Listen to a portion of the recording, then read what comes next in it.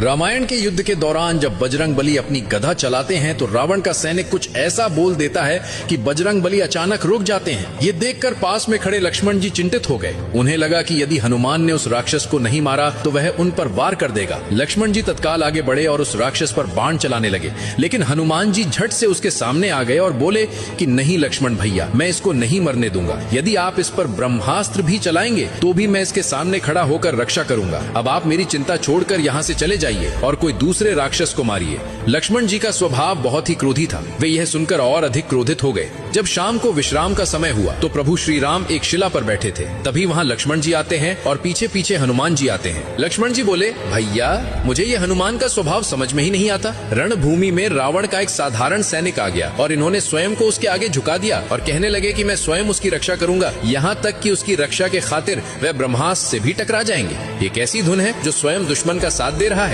राम जी मुस्कुराए और हनुमान से पूछने लगे, हनुमान क्या हुआ तुम्हारे बल बुद्धि को? रण में अपने दुश्मन को क्यों क्षमा कर दिया? तब हनुमान जी निडरता से बोले, प्रभु जब मैंने उस पर प्रहार किया तब उसके मुख से भयवश हे राम निकल पड़ा। राम नाम सुनकर तो मैं स्वयं को भी भूल जाता हूँ, फिर चाहे कोई शत्रु ही क्यों ना हो।